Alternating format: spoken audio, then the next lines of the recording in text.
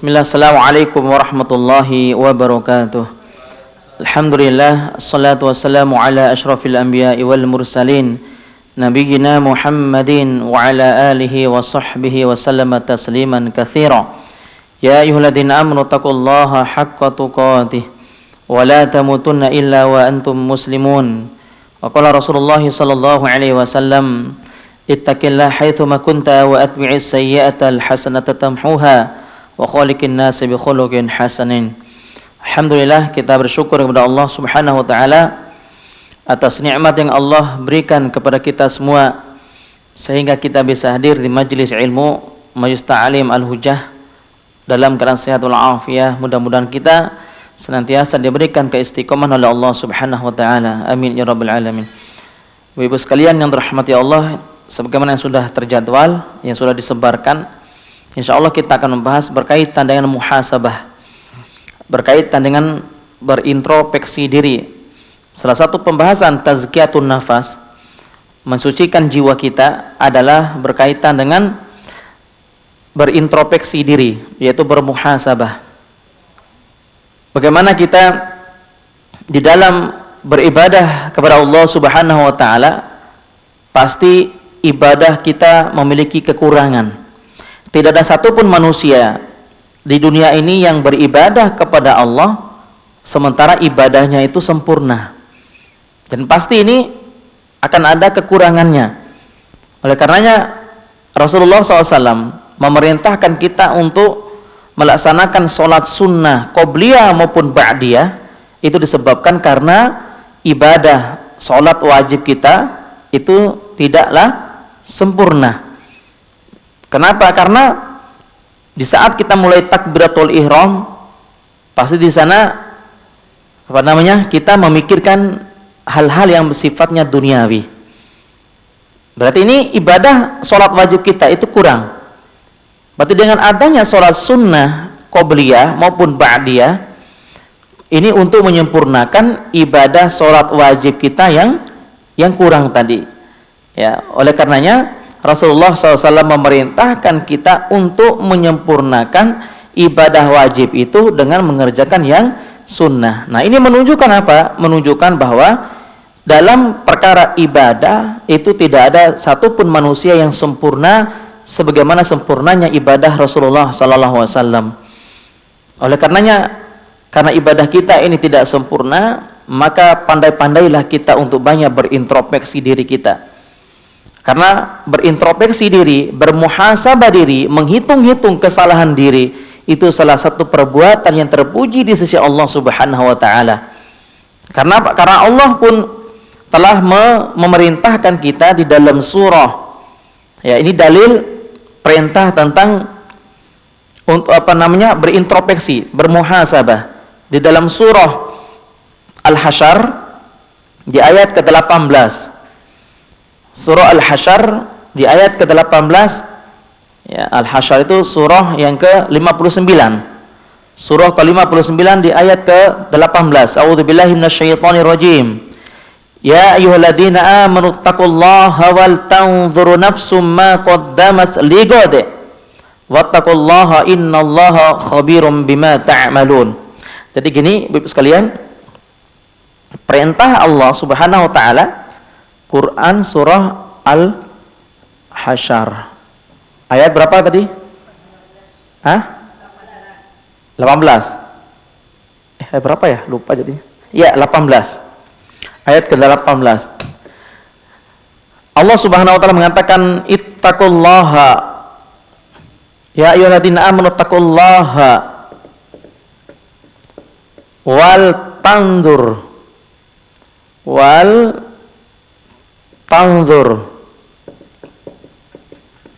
nafsun ma qaddamat lighad. Nah, ini ada dua perintah di dalam surah Al-Hasyr 18 itu ada dua perintah, Ibu. Perintah yang pertama adalah ittaqullah, artinya apa? Bertakwa. Bertakwalah kepada Allah. Perintah yang kedua adalah wal tanzuru nafsum ma qaddamat ligode. Lihatlah dalam dirimu apa yang kamu sudah punya bekal apa tidak untuk hari besok. Berarti ini namanya apa? Introspeksi, muhasabah. Muhasabah. Jadi yang pertama adalah perintah untuk bertakwa kepada Allah. Yang kedua adalah perintah untuk bermuhasabah, berintrospeksi diri kita. Berarti berintrospeksi itu sudah ada perintah langsung dari Allah Subhanahu wa taala. Sehingga tidak akan sempurna ketakwaan seorang kepada Allah kecuali disertai dengan bermuhasabah. Makanya Allah menggandengkan antara ketakwaan kepada Allah dengan bermuhasabah. Ini ada digandengkan dalam satu ayat. Ittaqullaha wal tanzuru nafsum ma qaddamat ligad. Bertakwalah kepada Allah, dan Allah menggunakan kalimat dan. Ini menunjukkan takwa kepada Allah dengan muhasabah ini satu paket. Satu paket, tidak bisa dihilangkan salah satunya. Misal bertakwa saja sama Allah, tapi tidak pernah bermuhasabah. Nah, orang yang jarang bermuhasabah, berintrospeksi dirinya, maka dia akan menganggap bahwa dirinya tidak memiliki dosa. Orang yang jarang bermuhasabah, berintrospeksi dirinya, maka sekali lagi dia akan terus menganggap dirinya itu suci, menganggap dirinya itu tidak memiliki dosa, menganggap dirinya itu bersih dari dosa dan maksiat. Sehingga orang yang yang jarang bermuhasabah, dia akan selalu meremehkan orang lain. Makanya ini pentingnya kita bermuhasabah. Oleh karenanya ada seorang sahabat yang bernama Umar bin Khattab radhiyallahu anhu. Beliau mengatakan, hasibu anfusakum. Hasibu anfusakum. Hasibu anfusakum qabla an tuhasabu.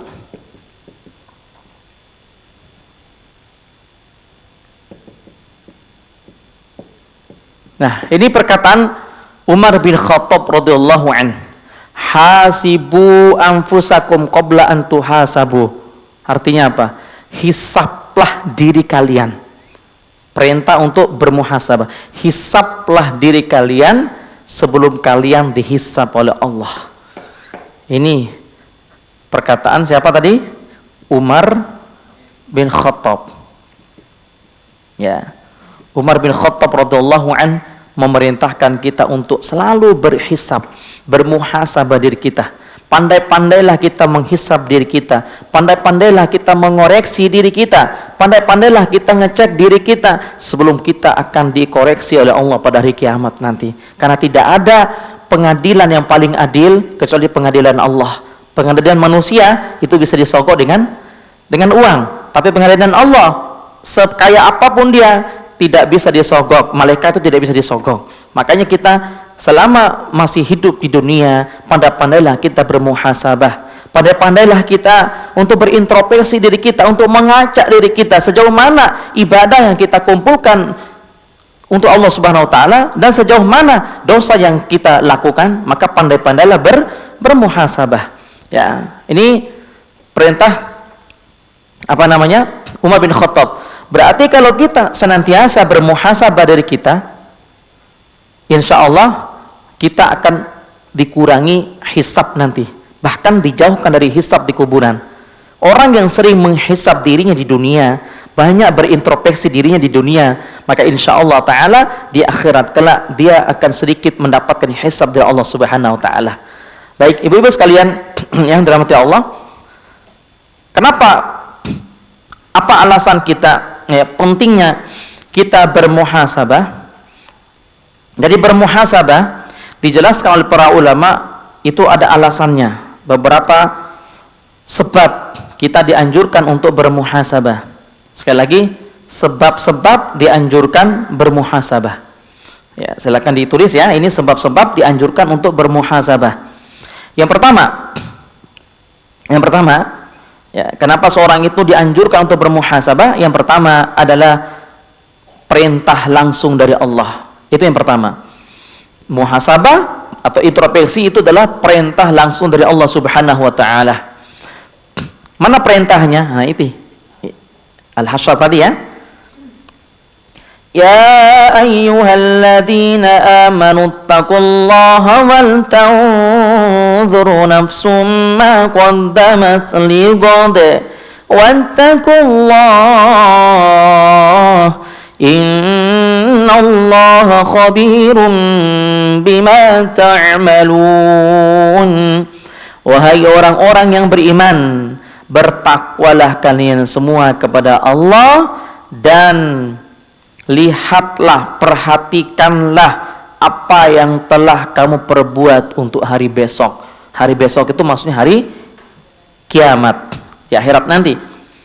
Nah, ini pentingnya atau sebabnya kita bermuhasabah. Alasannya yang pertama adalah sebagai bentuk perintah dari Allah Subhanahu wa taala. Itu perintah langsung dari Allah. Kemudian yang kedua, sebab kita bermuhasabah yang kedua adalah bahwa muhasabah merupakan sifat orang yang bertakwa kepada Allah. Jadi saya lagi, sebab kita bermuhasabah, alasannya yang kedua adalah bahwa muhasabah merupakan sifat orang-orang yang muttaqin, orang-orang yang bertakwa kepada Allah Subhanahu wa taala. Orang yang bertakwa kepada Allah, maka mereka akan selalu mengoreksi dirinya. Berbeda dengan orang yang menganggap dirinya paling baik. Orang yang selalu menganggap dirinya paling baik, maka dia sulit untuk mengoreksi dirinya. Dia akan terus menyibukkan dirinya untuk mengoreksi orang lain. Ya, tidak ada waktu untuk mengoreksi dirinya. Dia lupa untuk mengoreksi dirinya karena disebabkan dia menyibukkan dirinya untuk mengoreksi diri orang lain, mengoreksi kesalahan-kesalahan orang lain. Maka ini perbuatan yang tercela. Makanya para salafus saleh terdahulu, orang-orang yang terdahulu, sebelum mereka mau mengoreksi diri orang lain, mereka terlebih dahulu mengoreksi dirinya sendiri. Bahkan di dalam berucap sekalipun, mereka akan memikir-mikirkan dulu, ibu sekalian, apakah lisan saya, kalau saya berkata, kira-kira perkataan yang keluar dari lisan saya ini berdampak negatif untuk orang lain atau berdampak positif untuk orang lain. Itu para salafus saleh terdahulu.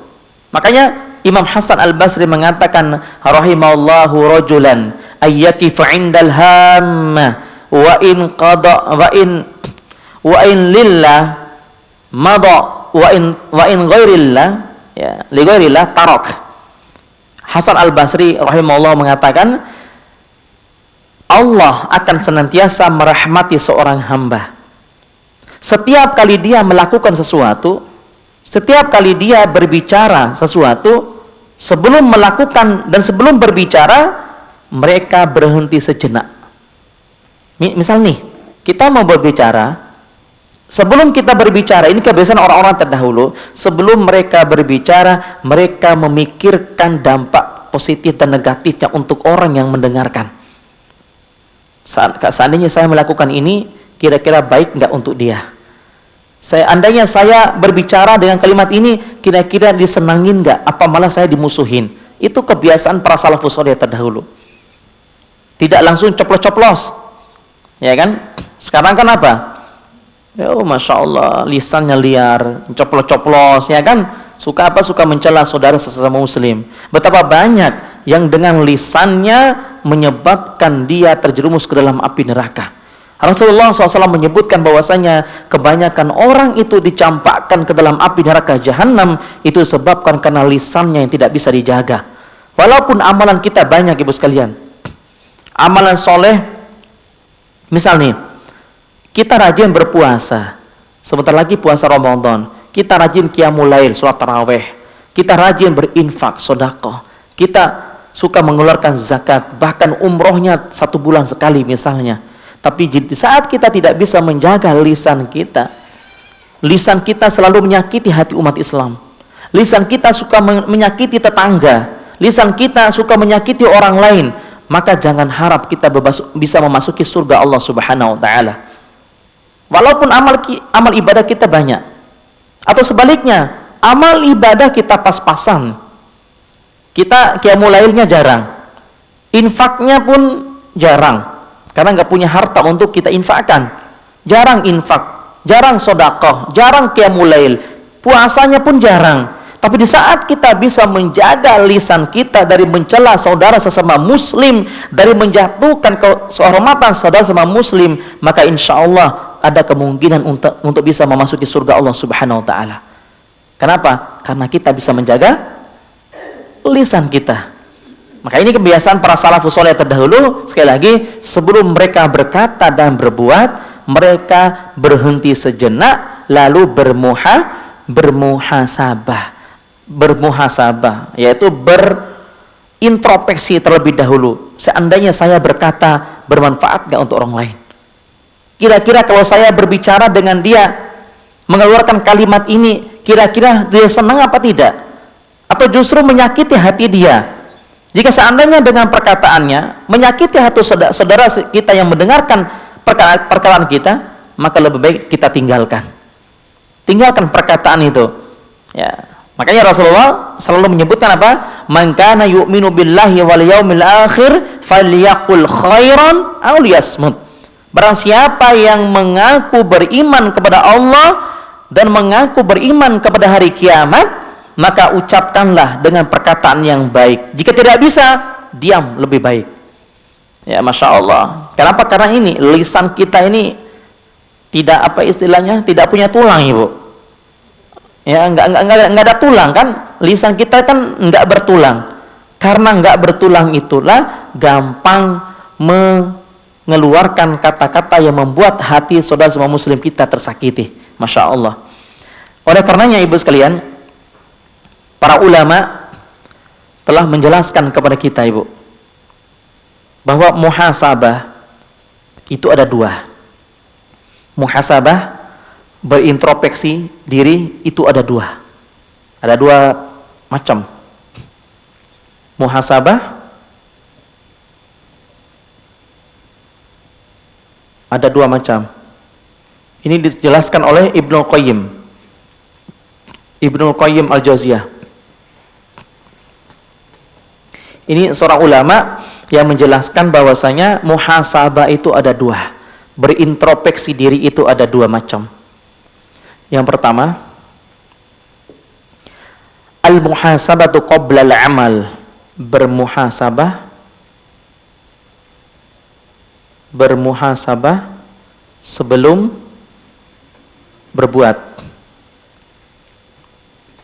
Nah, ini yang pertama. Bermuhasabah sebelum berbuat. Misalnya gini, Ibu. Kita melaksanakan sholat tahajud, atau kita bersedekah. Nah, sholat tahajud kita, ini sedekah kita. Sebelum kita melaksanakan ibadah ini, kita harus cek terlebih dahulu. Kira-kira sholat saya ini untuk siapa? Sholat saya ini karena siapa? Sedekah saya ini mencari pujian manusia, atau untuk saya panen nanti di hadapan Allah?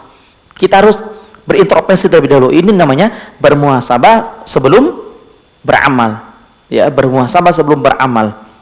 Seandainya sholat kita ternyata niatnya supaya dikatakan ahlul ibadah, kita bersedekah supaya dikatakan sebagai ahlu sedekah, orang yang dermawan, maka lebih baik ditinggalkan. Jangan langsung beramal soleh. Kenapa? Amalan soleh yang niatnya bukan karena Allah itu sia-sia. Allah mempermisalkan, ya, orang yang mencontohkan orang yang berinfak, bersedekah, niatnya ria. Misal ya Ibu, misal hari Jumat kan ada kotak amal itu. Setiap Jumat kan kotak amalnya selalu jalan kan di depan soft itu. Begitu ada di depan dia, kemudian dia keluarin dompetnya. Di situ ada yang warna abu-abu, warna hijau, warna biru, sama warna merah. Hafal tuh saya warnanya. Kalau warna abu-abu berapa? 2.000. Yang warna hijau 20. Warna biru, warna merah, dihafal sama ibu tuh, masya Allah. Ketahuan tuh mata duitan. Dihafal itu warnanya. Nah, lihat ibu. Kotak amal ini lubang kotak amal. Dia keluarin dompetnya. Dia lihat kiri kanan dulu, ada nggak orang yang memperhatikan saya infak nih. Ketika dia melihat, ternyata orangnya tuh pada memperhatikan dia. Akhirnya dia keluarin warna merah. Yang 100.000, 5 lembar. Tapi di saat tidak ada satupun orang yang memperhatikan dia berinfak tadi, akhirnya dia keluarin warna abu-abu 1 lembar. Berapa itu? 2.000. Masya Allah. Akhirnya dia infaknya cuma 2.000. Kenapa? Karena tidak ada orang yang melihat dia, tidak ada orang yang memperhatikan dia. Maka orang seperti ini, kata Allah Subhanahu wa taala dalam Al-Qur'an, alladzina yunfikuna, orang-orang yang berinfak dan niatnya itu bukan karena Allah. Niatnya supaya dipuji oleh manusia, supaya dikatakan sebagai ahlu dermawan, dikatakan sebagai orang yang rajin, yang ringan tangan. Maka orang seperti itu sama seperti sebuah kapas yang ada di atas batu, lalu kapas itu dihembus oleh angin. Hilang gak dia? Hilang kan? Ada kapas nih. Kapas berada di atas batu. Tiba-tiba ada angin datang, sudah terbang dia. Seperti itulah ibadah orang yang ria, ibu. Seperti itu ibadah sedekah orang yang bukan niatnya karena Allah Subhanahu wa taala. Ya, oleh karenanya ini pentingnya kita bermuhasabah sebelum beramal. Yang kedua sekarang. Yang kedua adalah al-muhasabatu ba'da intiha'il amal. Bermuhasabah setelah beramal. Kalau yang tadi kan sebelum beramal. Yang kedua bermuhasabah setelah beramal. Maksudnya apa? Ini setelah beramal. Bermuhasabah setelah beramal. Apa maksudnya? Maksudnya adalah setelah kita beramal soleh, puasa, setelah kita bersedekah, setelah kita sholat tahajud, setelah kita haji dan umroh, kita bermuhasabah, kita berintrospeksi. Kira-kira Allah mengabulkan ibadah saya apa tidak? Sehingga apa, ibu? Seandainya kita gini, lihat di sini ya. Ini pembahasannya bagus sekali berkaitan dengan muhasabah. Nih, yang pertama tadi bermuhasabah sebelum beramal. Yang kedua setelah beramal. Nah, lihat di sini. Kalau orang itu biasa bermuhasabah, dia membiasakan dirinya untuk bermuhasabah sebelum beramal, akan melahirkan apa? Ini akan memperbaiki niat. Memperbaiki niat. Paham gak ibu ya? Kalau bermuhasabah sebelum beramal, itu efek positifnya apa? Selalu niatnya selalu baik, memperbaiki niat.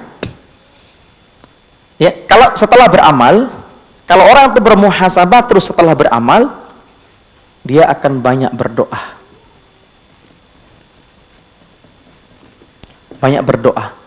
Banyak berdoa agar apa, ibu? Banyak berdoa agar apa? Agar ibadah yang baru saja dia lakukan itu diterima oleh Allah Subhanahu wa taala. Maka dia banyak beribadah. Ya Allah, hamba sudah sedekah, hamba sudah menuntut ilmu, sudah ikut pengajian seperti ini ya Allah, maka terimalah ibadah yang hamba lakukan. Nah, ini pentingnya kita bermuhasabah sebelum dan sesudah beramal.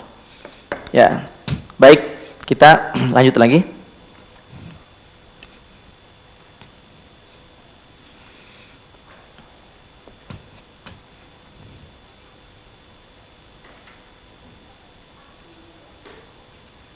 Yang berikutnya sekarang.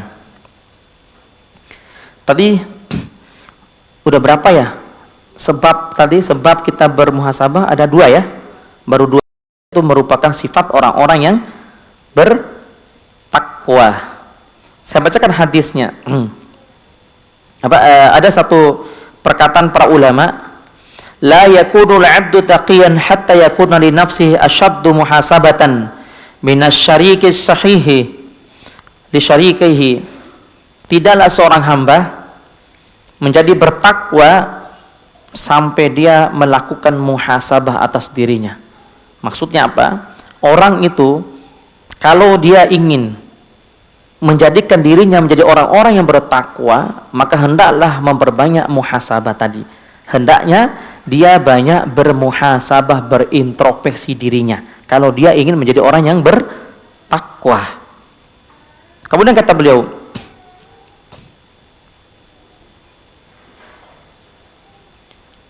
hatta yakuna li nafsi asyaddu muhasabatan minasyariki asyahihi li syariki.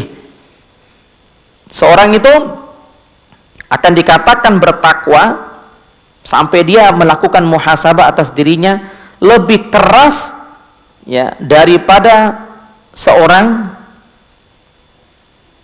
teman kerja yang pelit, yang membuat perhitungan dengan temannya. Masya Allah. Jadi ini pentingnya kita bermuhasabah ya, agar kita termasuk orang-orang yang bertakwa kepada Allah Subhanahu wa taala. Kemudian yang ketiga. Yang ketiga sekarang, sebab kita dianjurkan untuk bermuhasabah. Sebab yang ketiga adalah bahwa orang yang selalu bermuhasabah, ini sebabnya ya, bahwa orang yang selalu bermuhasabah akan menghasilkan taubat. Akan menghasilkan tobat yang terus-menerus. Saya ulang lagi. Buah daripada orang yang selalu terus-menerus bermuhasabah itu akan melahirkan apa? Taubat. Akan terus dia bertobat kepada Allah Subhanahu wa taala.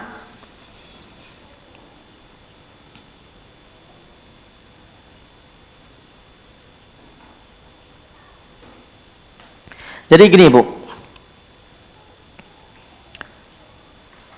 Orang yang hidup di dunia tidak terlepas dari namanya maksiat. Kemaksiatan, maksiat yang besar, dosa kecil, ya, dosa yang sedang, itu pasti. Tidak ada dosa yang sedang ya, dosanya ada 2, dosa besar maupun dosa kecil, nggak ada dosa yang sedang.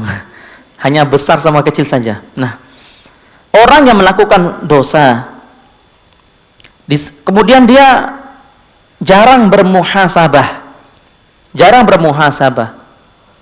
maka tadi sudah kita katakan bahwasanya orang yang jarang bermuhasabah padahal dia banyak melakukan dosa, sulit baginya untuk bertobat kepada Allah Subhanahu wa taala. Nauzubillah min dzalik. Karena dia menganggap bahwasanya apa yang dia kerjakan itu baik, apa yang dia kerjakan itu sudah benar, sehingga sulit bagi dia untuk bertobat kepada Allah Subhanahu wa taala. Kenapa? Karena memang jarang dia bermuhasabah. Makanya ini contoh para ulama, Ibu sekalian. Contoh para ulama dulu. Para ulama dulu sebelum tidur mereka selalu bermuhasabah. Saya akan kisahkan. Suatu hari ada seorang sahabat, Rasulullah SAW suatu hari pernah duduk bersama para sahabat yang lainnya. Duduk berkumpul seperti ini. Tiba-tiba Rasulullah SAW bersabda kepada para sahabat, "Sayatikum rajulun min ahlil jannah." Wahai para sahabatku, sesaat lagi akan ada laki-laki yang menemui kalian. Itu laki-laki ini penghuni surga. Coba Ibu, enak banget orang dulu langsung divonis surga oleh Rasulullah. Makanya kira-kira menurut ibu-ibu nih, saya mau bertanya dulu sebelum kita lanjut kisahnya. Menurut ibu-ibu, mana yang paling enak? Hidup di zaman Nabi atau hidup di zaman sekarang? Saya bertanya itu. Menurut ibu-ibu gimana? Mana yang paling enak? Hidup di zaman Nabi atau hidup zaman sekarang?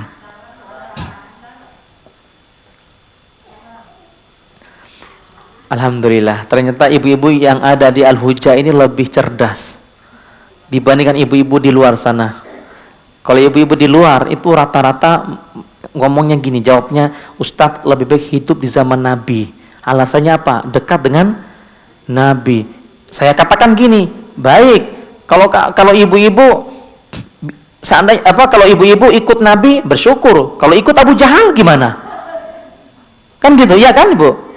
Kalau ikut Nabi, alhamdulillah bersyukur. Tapi kalau ibu ikut Abu Jahal itu, ya kan? Makanya masya Allah ada yang menjawab pertanyaan saya.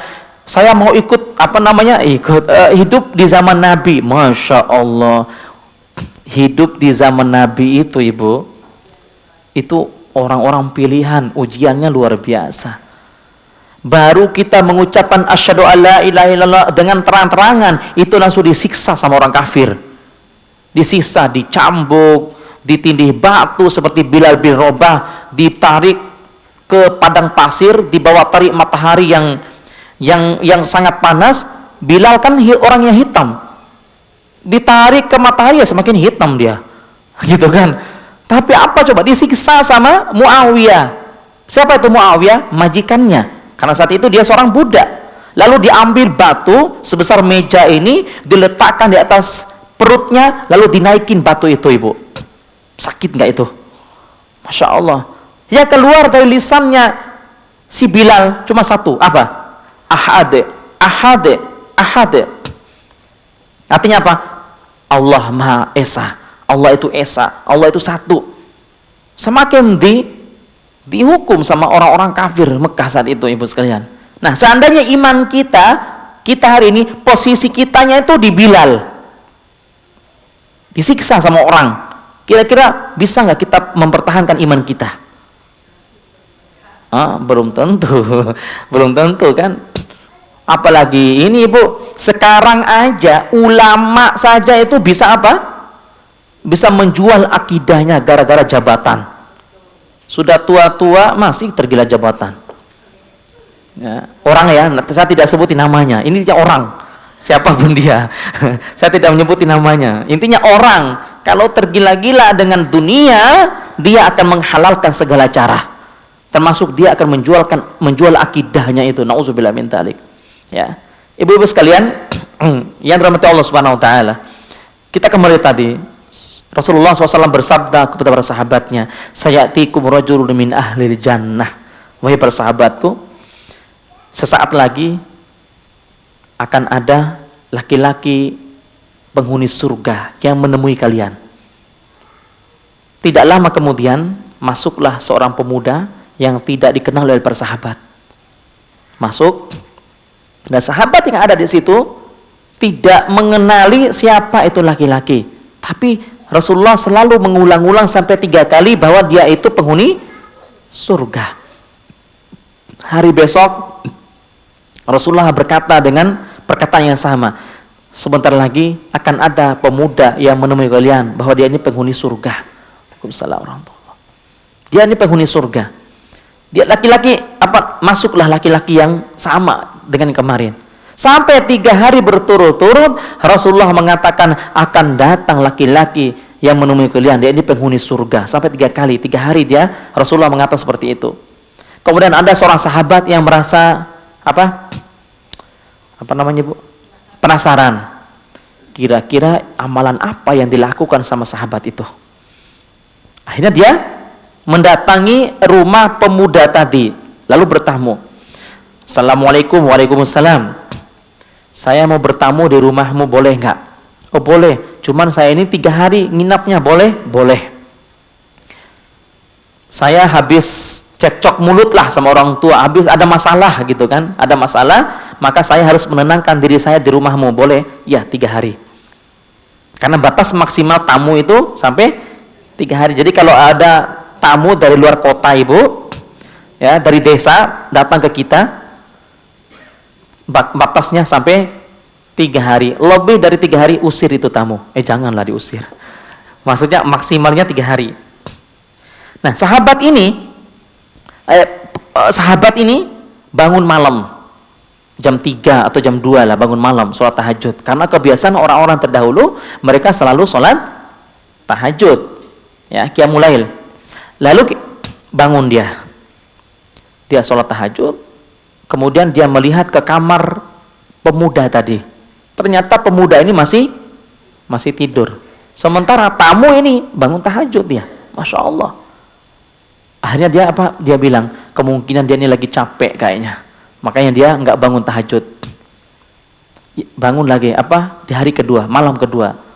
Sahabat ini bangun malam, melihat ke arah kamar si pemuda ini, ternyata masih tidur juga. Masih tidur. Sampai hari ketiga, sahabat ini tidak pernah melihat bahwa pemuda ini sholat tahajud. Tamu ini sholat tahajud, sementara ahlul baitnya masih tidur, masih ngorok. Masya Allah. Singkat cerita, pas di hari ketiga, sahabat ini pamitan. Wahai sahabatku, kata sahabat ini, saya mau pamitan, sudah 3 hari saya bertamu. Tapi sebenarnya saya bertamu ke rumahmu itu bukan karena saya ada masalah, bukan. Tapi saya ingin melihat apa ibadah yang kamu lakukan sampai-sampai Rasulullah mengulangi 3 kali bahwasanya kamu itu penghuni surga. Apa kata pemuda ini? Demi Allah, saya tidak punya amalan yang bisa saya lakukan. Saya tidak punya amalan yang bisa saya andalkan kecuali satu. Apa? Setiap kali saya mau tidur, saya selalu berintrospeksi. Seandainya ada orang yang banyak melakukan kejahatan kepada saya, ada orang yang melakukan kesalahan kepada saya, maka saya selalu memaafkan kesalahan dia walaupun dia belum meminta maaf. Masya Allah, cuman amalan itu yang dia lakukan, ibu, membuat dia memasuki surga Allah Subhanahu wa ta'ala. Berarti ibu, mulai nanti malam kita jangan langsung tidur sebelum berintrospeksi diri kita. Kenapa? Karena orang yang bertakwa itu selalu berintrospeksi diri, kemudian akan melahirkan taubat kepada Allah Subhanahu wa ta'ala. Misal, kita bangun jam berapa? Bangun tidur jam berapa biasanya kita, ibu? Jam 4. Tidurnya jam 10. Jam 4 bangun, jam 10 tidur. Baik. Sebelum tidur, itu berapa jam ya sebenarnya? Jam 4, 5, 6, 7, 8, 9, 10, 11, 12, 1, 2, 3, 4, 5, 6, 7, 8, 9, 10. Berapa jam sudah itu? 18 ya? Ya, 18 jam. 18 jam itu kita hidup sosial, hidup bermasyarakat. Keluar, kerja ke tempat kerja. Nah, pertanyaannya gini, ibu. Di saat kita berada di malam hari sebelum tidur, sunnahnya orang-orang terdahulu banyak bermuhasabah, banyak berintrospeksi. Introspeksi terhadap apa? Gini, ya Allah, 18 jam hamba keluar, ya Allah. Kira-kira mana yang paling banyak antara dosa dengan pahala? Itulah, ibu. Dari pagi sampai malam ini, apakah pahala saya lebih besar ataukah dosa saya yang jauh lebih besar? Nah, ini berintrospeksi. Seandainya pahala kita jauh lebih banyak, ibadah kebaikan-kebaikan kita jauh lebih besar, maka bersyukurlah kepada Allah. Tapi seandainya dosa kita, keburukan kita, kemaksiatan kita jauh lebih banyak dibandingkan ketaatan kita kepada Allah di hari itu, maka bertaubatlah kepada Allah sebelum tidur. Kenapa? Seandainya kita sebelum tidur sudah bertobat kepada Allah, sudah beristighfar kepada Allah, lalu kita meninggal dunia di saat kita tidur, insya Allah husnul khotimah. Karena kita sudah meminta maaf kepada Allah Subhanahu wa ta'ala. Paham gak sampai sini, ibu? Ya, coba jujur deh. Kira-kira mana yang paling banyak kita, Pak, Bu sekalian? Seharian itu pahala kita, kebaikan kita, ataukah dosa kita yang paling banyak? Jujur banget ya. Yang paling banyak itu adalah dosa. Kenapa saya katakan dosa yang paling banyak? Ibu, sehari, nih, saya catat di sini nih. Ini matematika akhirat ya. Matematika akhirat nih. Ini penting banget. Sehari berapa? 24 jam. Baik. Tidur Berapa jam ibu tidur? Tidur normalnya 6 apa 8? 8 lah. 8 jam. Ini normal nih, tidur siang sama tidur malam. Ya, kemudian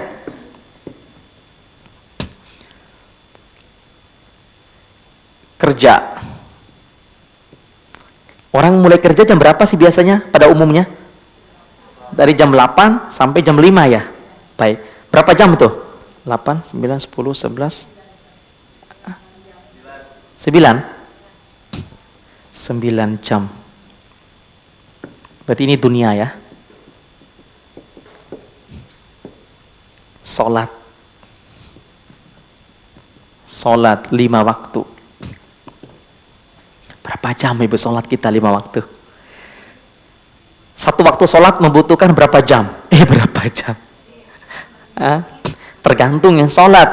Ada yang menggunakan JNE yes, ada yang menggunakan JNE reguler, ada yang menggunakan JNE oke. Ibu menggunakan yang mana? JNE yes apa JNE yang biasa? Paham nggak maksud saya?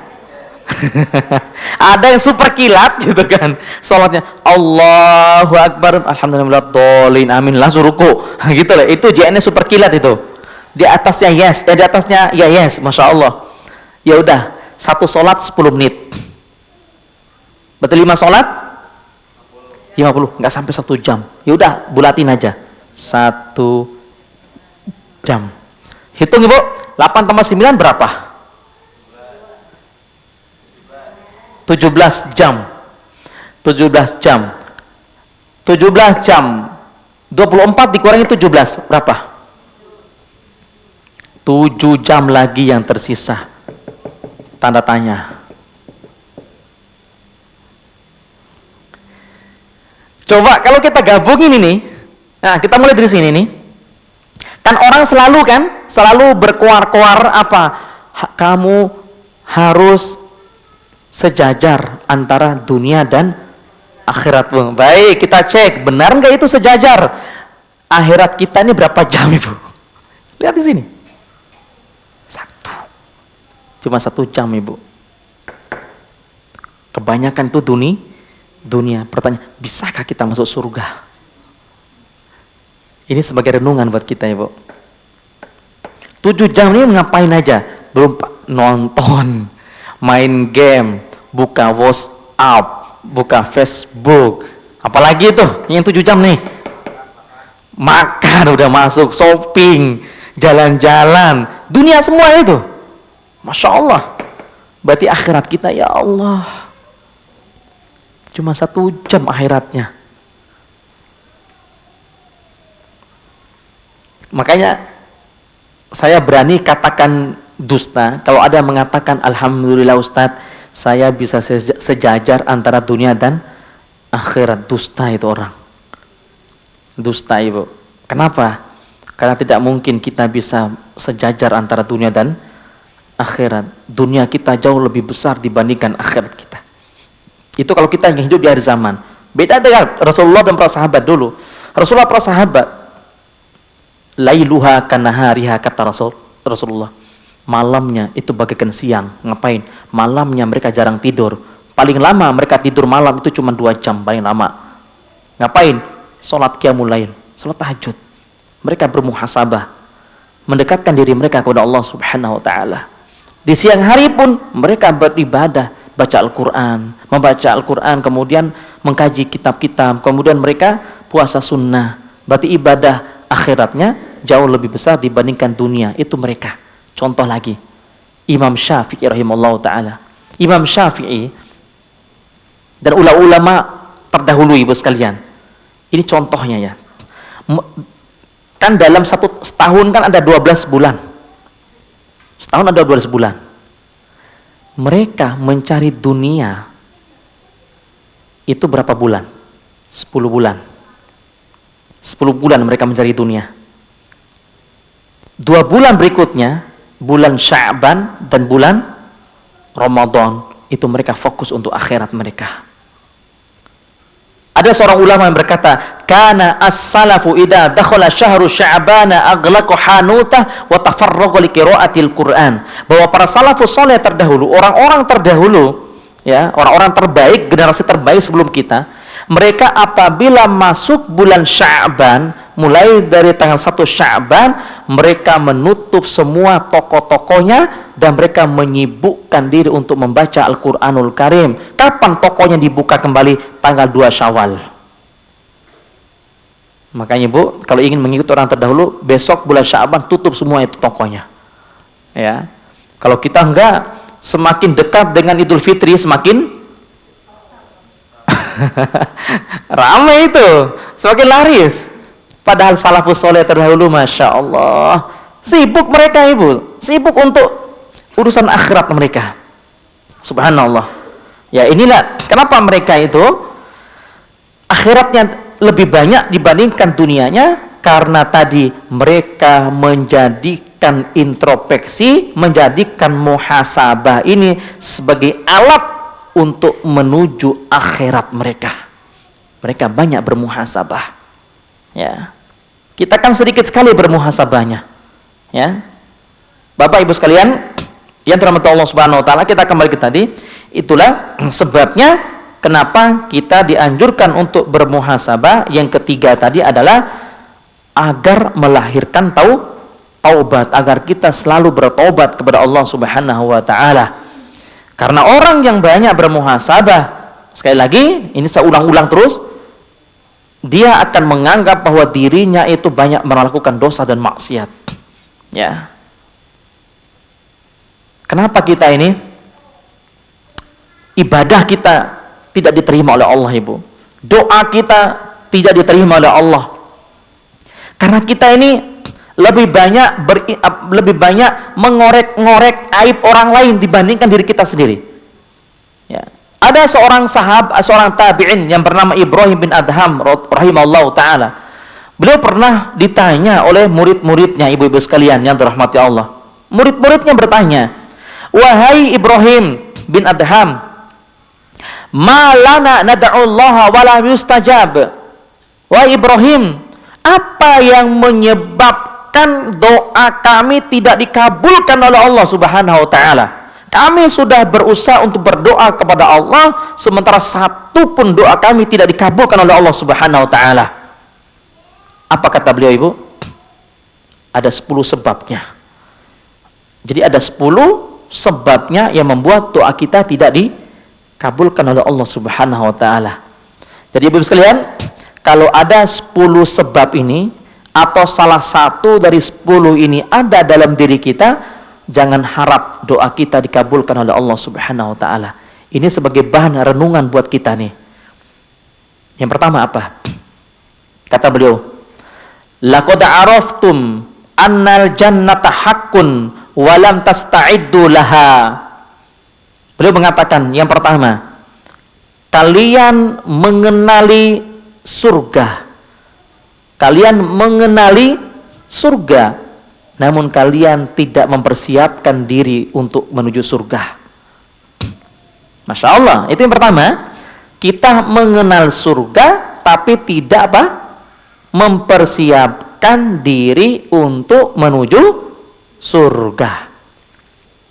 Kita mengenali surga itu lewat apa? Lewat Al-Quran dan hadis, penjelasan Rasulullah SAW. Kita tahu bahwa surga itu hak. Surga itu benar-benar ada.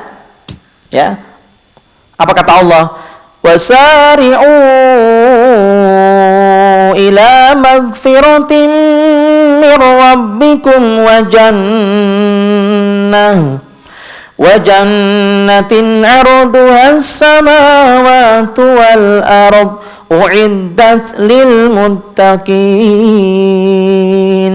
Berlomba-lombalah kalian semua untuk beramal soleh menuju ampunan Allah dan surga, yang mana surga itu seluas langit dan bumi. Uiddat lil muttaqin, diperuntukkan bagi orang-orang yang bertakwa. Nah, ini kita sudah mengenal bahwa surga itu benar-benar ada, maka hendaknya kita mempersiapkan diri kita untuk menuju surga. Itu yang pertama sebabnya, Ibu. Yang kedua, sebab doa kita tidak dikabulkan oleh Allah adalah laqad araftum annan naru haqqun. Yang kedua, kalian mengenali neraka namun kalian tidak menjauhinya. Itu yang kedua. Kata beliau, kalian mengenali neraka, kalian tahu bahwasanya neraka itu ada, tapi kalian tidak menjauhinya. Menjauhi amalan yang memasukkan ke dalam api neraka. Pertanyaan saya, apa yang membuat orang itu kebanyakan dimasukkan ke dalam neraka?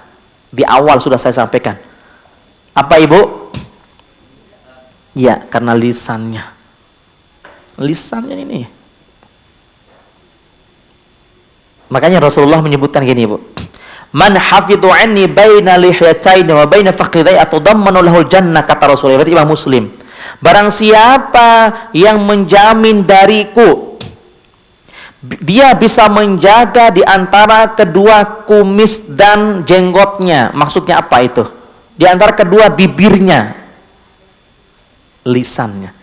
Dia bisa menjaga lisannya dan dia bisa menjaga di antara kedua pahanya. Apa itu maksudnya? Kemaluan. Lisan, yang pertama lisan, yang kedua apa? Kemaluan.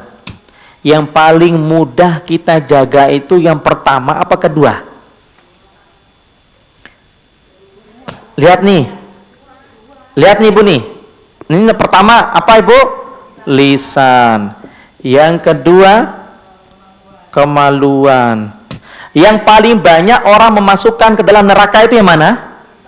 Yang pertama. Berarti Ibu pilih pertama apa kedua maunya? Pilih nomor 1 apa nomor 2?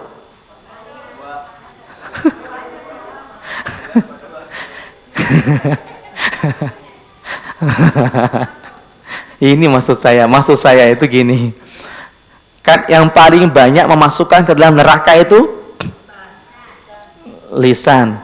Nah, sekarang saya tanya lagi, yang paling mudah kita jaga itu Ibu pilih yang pertama apa kedua? Yang paling mudah kita jaga? Kedua lah, paling mudah itu kita jaga. Maka pilih yang nomor 2. Ini maksud saya, bukan yang lain. Pilih yang ini loh, saya nggak ngomong yang lain ya. Ini kalau kemaluan, kita sudah menikah, insya Allah mudah kita jaga kemaluan kita, Ibu.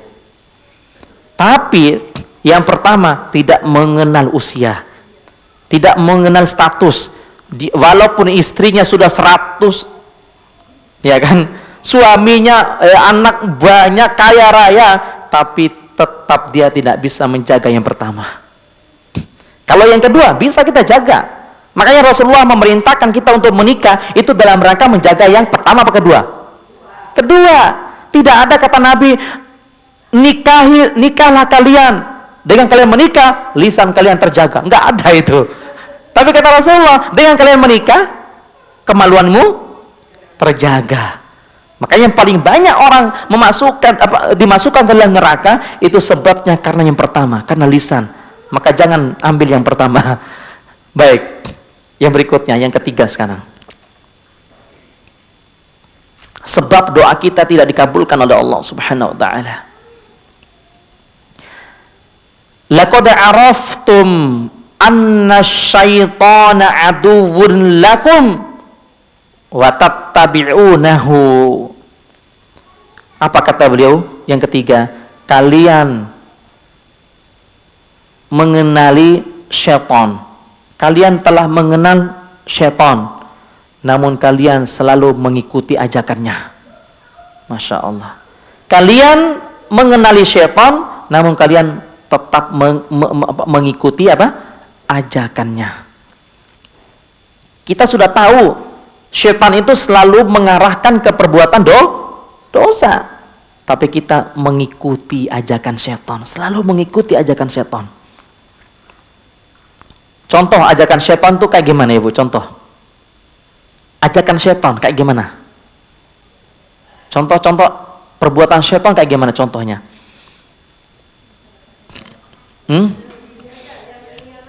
Yang ringan aja.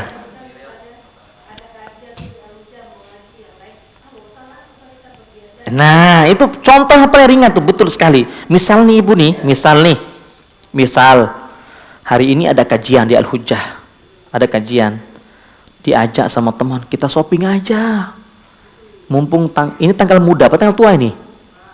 Oh masih kanker, masih kere semua ini. Belum ada uang semua ini. Besok tanggal muda baru banyak uang. Ya, pas tanggal muda kita shopping aja, mumpung lagi ada uang gitu kan. Enggak, lagi ada kajian. Masih bisa besok katanya. Ini ajakan setan semua itu. Kalau ada yang ngajak kayak gitu, ibu lagi mau berangkat ke kajian, ada ibu-ibu yang lain mengajak untuk shopping, untuk jalan-jalan, kamu setannya, gitu aja. Janganlah ibu, nanti marah dia. Ya, karena setiap yang mengajak untuk melakukan kemaksiatan itulah langkah-langkah setan. Masya Allah. Itu yang membuat doa kita itu tidak dikabulkan oleh Allah. Kita sudah yakin bahwa setan itu benar-benar ada. Setan itu musuh kita. Tapi kenapa kita selalu mengikuti langkah-langkah setan? Di antara perbuatan setan yang paling banyak dilakukan oleh umat Islam hari ini adalah makan dengan menggunakan tangan kiri. Ya, sudah makan berjalan, nggak baca bismillah, tangan kiri lagi, masya Allah, double itu teman setan itu. Ya, makanya hati-hati kalau ibu mau mendapatkan anak cucunya, dia makan pakai tangan kiri, walaupun masih kecil, masih bayi, ajarkan sunnah mulai dari kecil itu. Nak, jangan makan pakai tangan kiri, nak.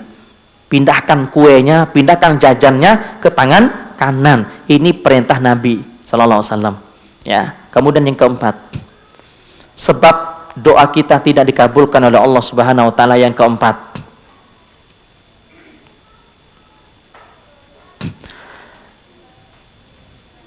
Laqad zurtum al-qubura wa lam ta'tabiru min. Yang keempat, kalian rajin ziarah ke kuburan. Rajin ziarah ke kuburan, namun tidak mengambil pelajaran dari sana.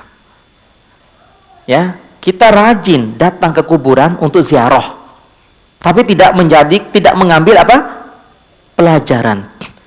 Berarti ini menunjukkan tujuan kita datang ke kuburan itu bukan untuk meminta agar didoakan sama ahlul mayit, bukan. Tapi tujuan kita datang ke kuburan itu adalah kita yang mendoakan dia, dan kita juga sebagai sarana, kita menjadikan kuburan itu sebagai pelajaran untuk kita, agar kita semakin takut kepada Allah Subhanahu wa taala. Di saat kita berada di depan kubur saudara kita, misal nih, ini kuburan, kita berada di depannya. Ingat ibu, ketika ziarah ke kuburan tidak boleh menginjak kuburan, tidak boleh. Kalau di kampung saya itu, setelah mayat dimasukkan ke dalam liang lahat, lalu dikuburkan, ditimbun, kemudian sudah ditancapkan batu batu nisan, lalu ada imam besar namanya di sana menggelarkan sejadah, lalu duduk di atas kuburan bacakan surat Yasin. Itu di kampung saya sampai sekarang masih. Di Jawa ada nggak ya? Nggak ada ya? Oh, ada ya, masya Allah. Itu tidak boleh duduk di atas kuburan. Makanya Rasulullah mengatakan, la tajlisu 'alal qabri wa la tusallu ilaiha. Janganlah kamu duduk di atas kuburan dan jangan pula kalian sholat menghadap ke kuburan. Ingat ibu, larangannya ada dua di sini. Jangan duduk di atas kuburan dan jangan sholat menghadap ke kuburan. Tidak boleh kita sholat menghadap ke kuburan. Makanya di Jakarta, di Bekasi, itu masjid yang di depannya itu ada kuburan, itu banyak banget. Banyak.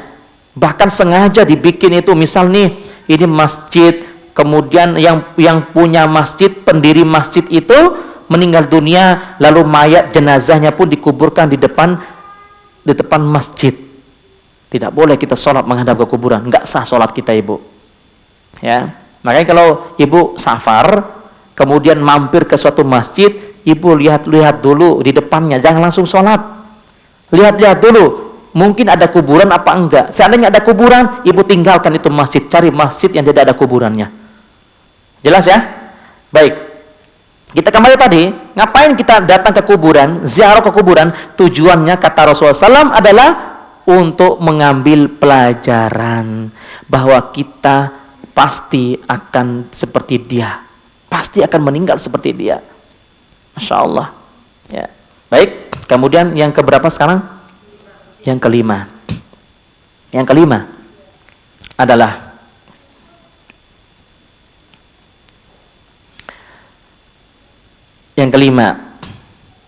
laqad araftum,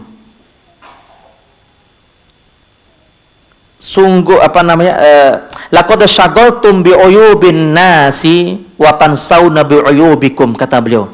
Yang kelima, kalian sibuk mengorek-ngorek aib saudaramu tapi melupakan aib dirimu sendiri. Yang kelima, saya ulang lagi, kalian sibuk mengorek-ngorek aib saudaramu tapi melupakan aibmu sendiri. Itu yang kelima. Saya ulang lagi, kalian sibuk mengorek-ngorek aib saudaramu tapi melupakan aib sendiri.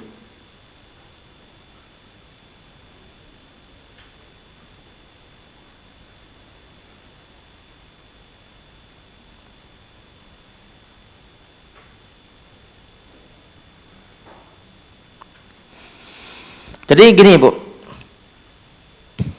kita sangat menyibukkan diri kita untuk mengorek-ngorek aib saudara kita, namun kita melupakan aib kita sendiri. Seharusnya kebalik Ibu, seharusnya kita lebih sibuk mengorek aib kita sendiri daripada kita mengorek aib orang lain. Kenapa Ibu? Karena bisa jadi aib kita itu jauh lebih banyak dibandingkan saudara kita sesama muslim. Oleh karenanya, kata beliau tadi, yang menyebabkan doa seorang hamba itu ya tidak dikabulkan oleh Allah Subhanahu wa taala karena dia sibuk untuk mengorek aib saudaranya. Ya. Nah, pertanyaannya adalah, apa yang membuat kita selalu menyibukkan diri untuk mengorek-ngorek aib saudara kita? Ada sebabnya loh Ibu. Nah, sebabnya ini harus kita tutup. Itu ada pemicunya. Jadi gini, pemicu yang membuat kita itu suka mengorek aib saudara kita, itu ada pemicunya. Maka supaya kita ini tidak suka mengorek aib orang lain, maka pemicunya ini harus kita tutup. Apa pemicunya? Di dalam Al-Quran, surah Al-Hujurat, ayat ke-12. Silakan dibuka Ibu. Ayat ke-12.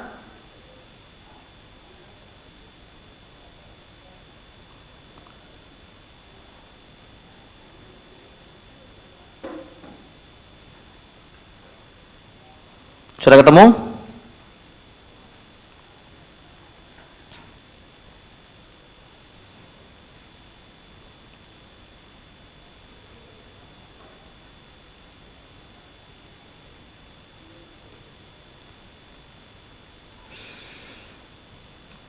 Surat Al-Hujurat. Surat Al-Hujurat itu surat yang ke-49, ayat ke-12. Nah ini Ibu, ada pemicunya tadi. A'udzu billahi minasy syaithanir rajim. Ya ayyuhalladzina amanu jatanibu katsiran minadh-dhann inna ba'dadh-dhanni ithmun wa la tajassasu wa la yaghtab ba'dukum ba'dha ayuhibbu ahadukum an ya'kula lahma akhihi maytan fakarihtumuh wattaqullah innallaha tawwabur rahim. Pemicunya adalah, lihat ayatnya, wahai orang-orang yang beriman, ijtanibu, jauhilah oleh kalian kebanyakan prasangka. Berarti pemicu yang membuat orang itu suka mengorek-ngorek aib saudaranya itu adalah prasangka buruk. Namanya su'dzon. Su'dzon itulah yang membuat, dan ini pemicu membuat orang itu suka mengorek-ngorek aib saudaranya sesama muslim. Misal nih, tadi malam kita lihat tetangga kita goncengan dengan laki-laki lain, bukan suaminya. Lalu dia apa coba? Suuzon. Kayaknya itu selingkuhannya itu.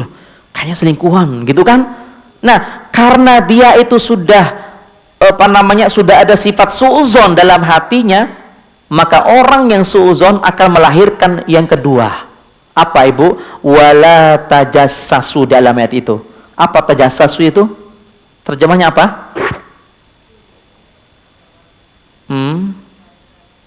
Mencari-cari kesalahan. Nah, jadi gini, tadi kan udah suuzon dulu itu, berburuk sangka, maka akan melahirkan yang kedua, yaitu mencari-cari kesalahan.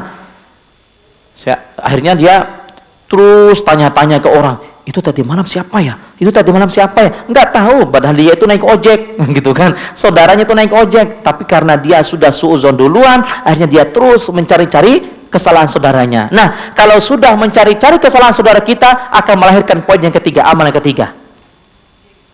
Wala yaktab ba'dukum ba'dha. Apa? Menggunjing.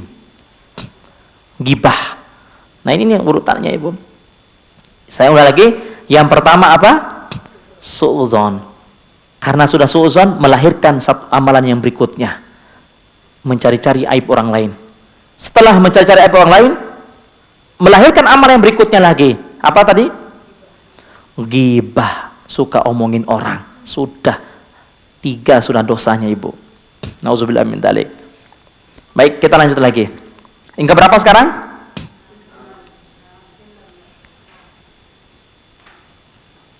Yang keenam ya. Yang keenam adalah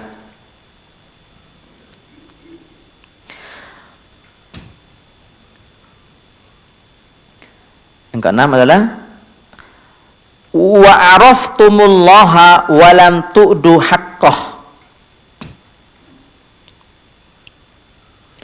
Kalian mengenal Allah tapi tidak menunaikan hak-haknya.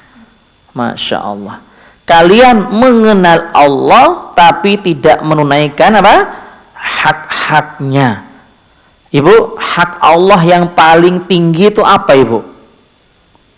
Saat ini, bukan saat ini, dari dulu sampai sekarang maksud saya. Hak Allah yang paling tinggi kepada kita ini apa? Tauhid. Mengesahkan Allah. Qul huwallahu ahad. Esa. Jadi tauhid. Tauhid inilah hak Allah yang paling tinggi dari semua hak-hak yang lainnya. Kenapa? Karena barometer orang itu mendapatkan surga dan neraka itu adalah tauhid. Tauhid ini. Jadi ada apa? Tauhid ya. Nah, baik, kita lanjut lagi. Yang keberapa sekarang? Yang ketujuh.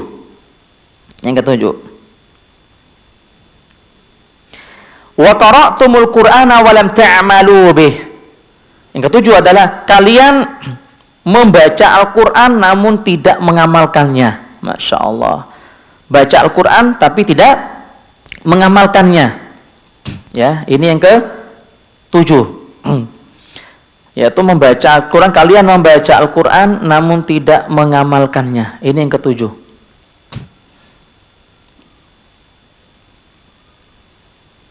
Contoh, Ibu. Ibu baca Al-Quran sehari berapa juz?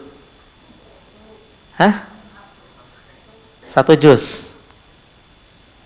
Kalau Ibu konsisten sehari itu 1 juz, berarti tiap bulan hatam. Masya Allah, barakallah. Kalau orang-orang terdahulu ya ibu, orang-orang terdahulu, mereka menghatamkan Al-Quran itu tiap 3 hari sekali. 3 hari hatam, 3 hari hatam, 3 hari hatam. Berarti sehari 10 juz, Masya Allah. Begitu masuk ke bulan Ramadan, mereka menghatamkan Al-Quran itu tiap malam. Malam ini hatam, besok lagi hatam, besok lagi hatam, 30 kali itu hatamnya. Kalau Imam Syafi'i lagi beda, Imam Syafi'i sehari 2 kali hatamnya. Berarti dalam 1 bulan 60 kali di bulan Ramadan Imam Syafi'i hatam. 60 kali. Kalau ibu-ibu ya paling banyak berapa ibu biasanya? 2 kali. Kalau ingat ibu, ini nasihat saya ya. Seandainya ibu-ibu di bulan Ramadan saja tidak bisa menghatamkan Al-Quran, maka jangan harap ibu bisa menghatamkan Al-Quran di luar Ramadan.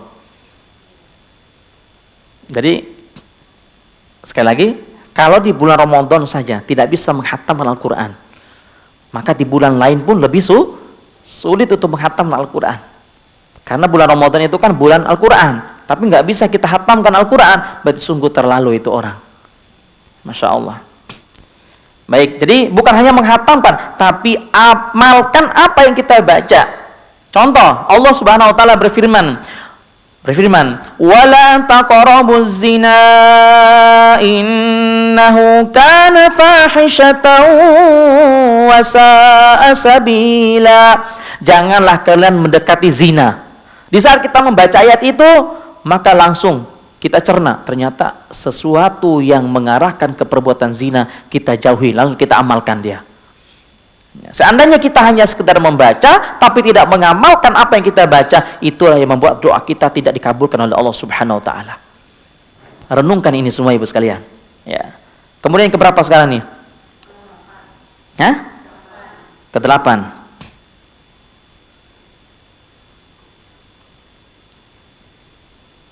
Wa akaltum ni'amallahi wa lam tu'du syukroha. Yang ke-8, kalian memakan nikmat Allah tapi tidak pernah bersyukur. Kata beliau, kalian memakan nikmat Allah namun kalian tidak pernah mensyukurinya. Ya.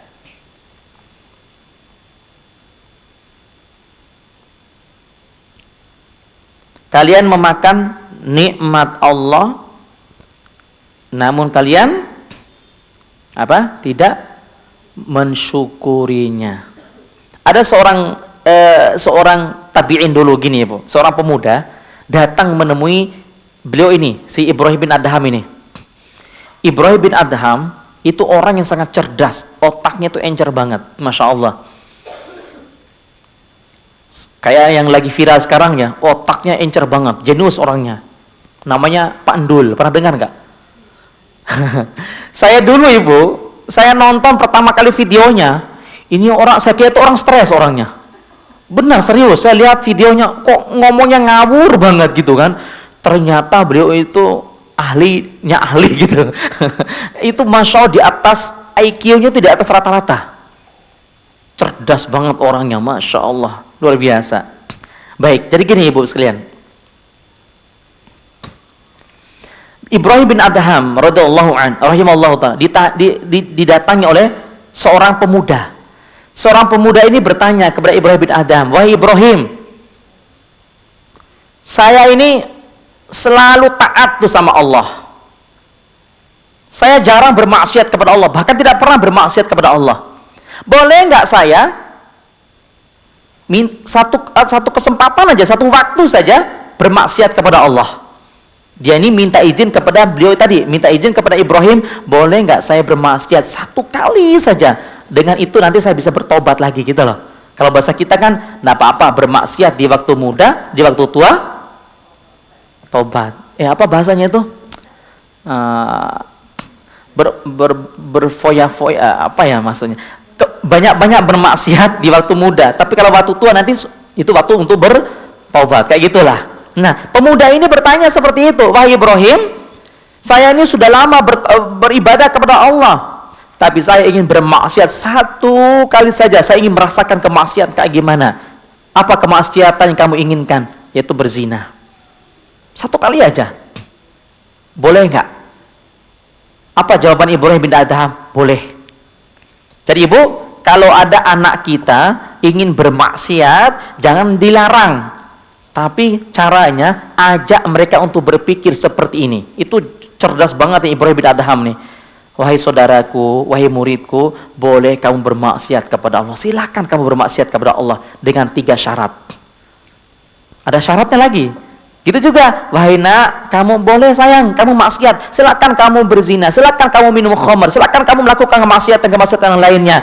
Tapi 3 syarat nak ya. Syaratnya harus kamu penuhi baru boleh maksiat. Apa mak? Sudah senang dia kan?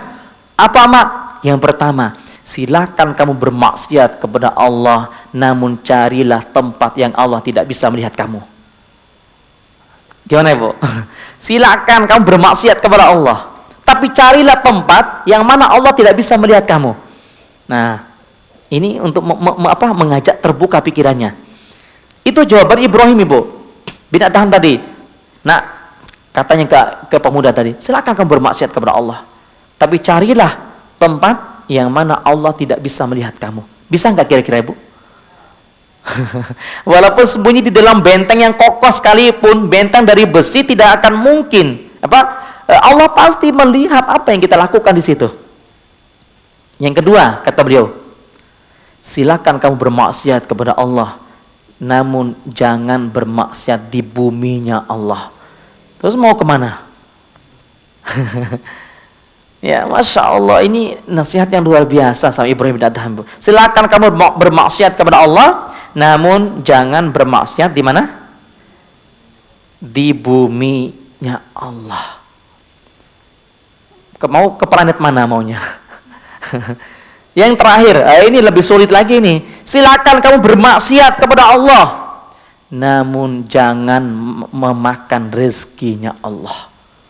Ya udah, lebih sulit lagi nih yang ketiga ibu. Silakan kamu bermaksiat kepada Allah, namun jangan memakan rezeki Allah Subhanahu wa taala. Kalimat ini ibu bisa tulis di kamar ini sebagai bahan renungan buat kita. Agar apa ibu? Agar hati kita selalu terikat dengan mengingat Allah Subhanahu wa taala. Agar kita selalu mensyukuri nikmat Allah, agar kita selalu dekat dengan Allah Subhanahu wa taala. Itu kalimat itu, 3 itu ditulis kasih besar lalu ditempel di kamar tamu, tempel di kamar tidur. Supaya tiap hari kita bisa melihatnya. Yang pertama apa ibu? Silakan Anda bermaksiat kepada Allah, namun carilah tempat di mana Allah tidak melihat Anda. Wah, Masya Allah, cakep tuh kalau ada tamu. Iya ya, gitu kan. Yang kedua, silakan Anda bermaksiat kepada Allah, namun jangan bermaksiat di buminya Allah. Yang ketiga, silakan Anda bermaksiat kepada Allah, namun jangan makan nikmat, makan rezeki Allah Subhanahu wa taala. Subhanallah. Jadi ini ibu sekalian ya, nasihat si Ibrahim bin Adham tadi sehingga menyebabkan pemuda tadi langsung gemetaran ibu. Seandainya Ibrahim langsung melarang, kamu nggak boleh maksiat, dosa, nggak mungkin dia gemetaran. Tapi di saat Ibrahim mengatakan silakan kamu bermaksiat kepada Allah, tapi 3 syarat. Apa? Dijelaskan semua, langsung gemetaran dia. Udah kembali ke masjid, sujud dia, beribadah kepada Allah. Nggak jadi dia bermaksiat kepada Allah. Ini cara Ibrahim bin Adham di dalam mendidik anak-anak muda supaya terbuka gitu, pikiran terbuka. Baik, yang berapa? Ke-9 ya? Ya, yang ke-9.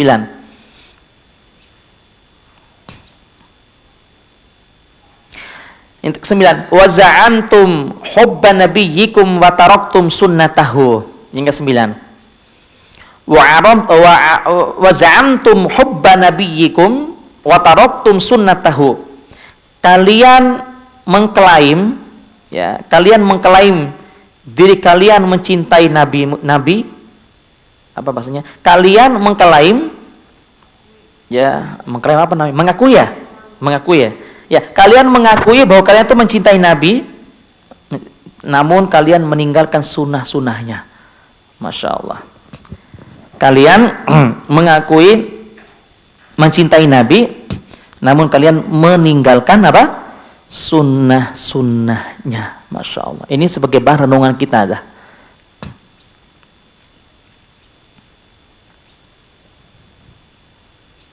Sekarang ibu, orang yang mengklaim dirinya itu mencintai Nabi justru melakukan perkara yang tidak pernah diajarkan sama Nabi.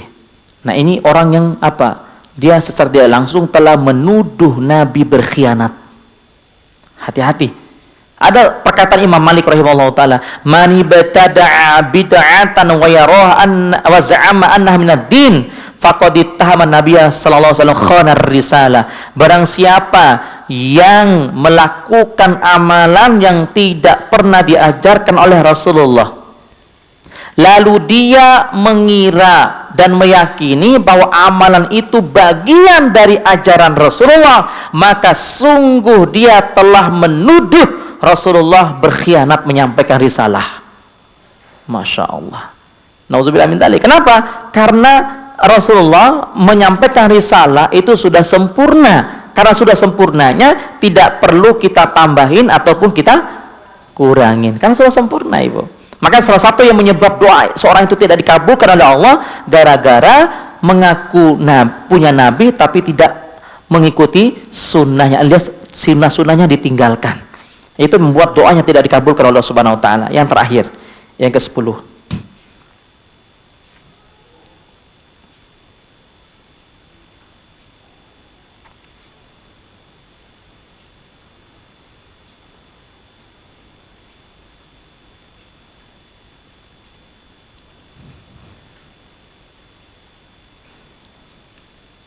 Yang ke-10 ya.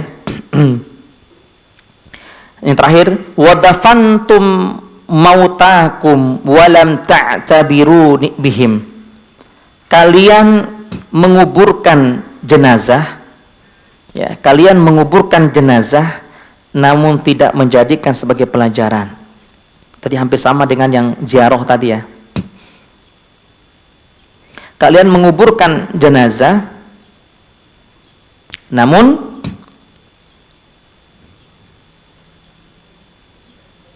ya tidak menjadikan sebagai pelajaran. Baik, inilah 10 yang bisa menyebabkan doa kita tidak dikabulkan oleh Allah Subhanahu wa taala. Ini sebagai bahan renungan kita, Ibu sekalian. Ya, sebagai bahan renungan kita. Baik, Ibu-ibu, banyak maaf saya tidak bisa lama. Saya harus ke kantor Polres Bekasi karena lagi ada masalah kita ini. Jadi qadarullah saya mau menceritakan sedikit. Ini masalahnya, beberapa bulan yang lalu, tahun lalu, tahun 2018, bulan 5, itu saya kan biasa membawa jamaah umroh kan, tiap 3 bulan sekali saya berangkat umroh, membawa jamaah. Jadi ada jamaah ini, ada seorang ibu-ibu punya travel, ibu-ibu ini jamaah taklim kita juga, Ibu. Jamaah taklim. Dia sudah ngaji sunnah, Masya Allah. Kemudian kasih ke saya voucher umroh. Ustadz, ini saya punya 10 voucher umroh. Saya kan nggak paham voucher umroh itu apa. Jadi harganya itu 12 juta. Satu tiket 12 juta. Kan nggak mungkin umroh pun bisa dapat 12 juta kan. Karena dari Departemen Agama saja minimal 20 juta, minimal paling rendah. 19 juta. Ini 12 juta. Saya tanya lagi, ini dari kok bisa 12 juta, Ibu? Iya. Ini kita kerjasama dengan perusahaan. Jadi perusahaan ini yang membayar ini itu. Ya, jadi saya kurang paham, intinya saya terima. Nah, saya bilang, boleh nggak Ibu? Saya jual 14 juta ke jamaah. 2 juta itu untuk pondok saya, untuk kepentingan pondok tahfiz saya. Jadi 1 rupiah pun nggak saya ambil. Oh boleh Ustadz, silahkan jual dengan harga berapapun, yang penting dari saya 12 juta per orang untuk umroh. Nah, qadarullah, Ibu sekalian, otomatis saya sebarkan ke jamaah kan, jamaah saya kan banyak banget itu jamaah pengajian. Masya Allah, akhirnya banyak tertarik. Harganya murah, Ibu, cuma 14 juta. Saya dapat 25 orang. 25 orang kira-kira 25 orang. Kemudian haji itu ada berapa orang itu? Ada 4 orang kalau nggak salah. Nah, 25 orang ini semuanya transfer ke saya. Pertama, kenapa mereka transfer ke saya? Supaya nanti saya potong yang 2 juta itu loh. Paham kan Ibu ya? Nah, 2 juta itu baru nanti harga pokoknya saya transfer lagi ke kantor. Akhirnya itu Masya Allah penipuan gitu kan. Ditipu, lumayan. Karena sebelumnya kan mulus-mulus saja berangkatnya. Dengan harga seperti itu mulus-mulus gitu. Harga berangkat pertama mulus, nggak ada masalah. Berangkat kedua mulus, berangkat ketiga mulus. Tapi di saat ini kaget, saya seharusnya berangkat itu tanggal 26 Desember kemarin. Ditunda bulan 1 kemarin, ditunda bulan 2, sekarang bulan 3 nggak berangkat. Akhirnya orang ibunya itu masuk penjara. Akhirnya nah, mereka menuntut harus mengembalikan uang sebanyak itu kan. Masya Allah. Makanya nama saya itu masuk ke sana itu kenapa? Karena memang lewat rekening saya permasalahannya kan. Kalau langsung ke rekening kantor itu aman. Tapi ini langsung ke rekening saya pribadi. Masya Allah. Nah besok ini mau ke kantor. Mudah-mudahan tidak ada apa-apa. Mohon doanya Ibu ya. Nanti kalau saya masuk penjara nggak bisa kajian kita nanti. Ya. Ada pertanyaan Ibu silakan. Yang mau ditanyakan? Silakan Ibu.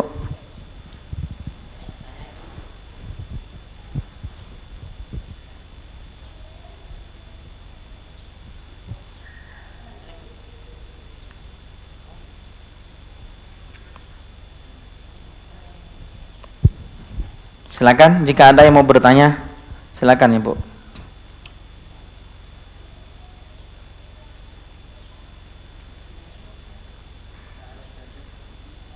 Nggak ada yang bertanya? Masya Allah, barakallah. Baik, jika tidak ada yang bertanya, insya Allah nanti kita akan lanjut lagi di hari Sabtu kedua, insya Allah. Sabtu kedua ya. Kajiannya jam berapa Bu? Jam berapa? Oh iya, saya kira jam setengah 10. Ya, kajiannya mulai jam 9. Jadi prinsip saya ingin mengajarkan kepada ibu-ibu agar selalu disiplin waktu. Waktu yang Allah berikan kita harus disiplin. Jadi jam 9 kita mulai kajiannya, selesai jam 11 mungkin. Jadi supaya apa? Supaya kita tetap untuk disiplin waktu. Kalau kita disiplin waktu dalam masalah ibadah, maka kita akan disiplin waktu lagi untuk masalah dunia, insya Allah. Kita menuntut ilmu kan ini ibadah, ya kan? Ibadah. Makanya saya tetap memulai jam 9 walaupun nggak ada orang. Jam 9 kita mulai walaupun 1 atau 2 orang. Kenapa? Ini supaya inilah mengajarkan untuk selalu disiplin waktu ya. Semoga Allah Subhanahu wa taala memudahkan urusan kita semua dan Allah memudahkan kita untuk semangat di dalam menuntut ilmu syar'i. Amin rabbal alamin. Subhanallah, asyhadu an la ilaha illa anta, astaghfiruka wa atubu ilaik. Assalamualaikum warahmatullahi wabarakatuh.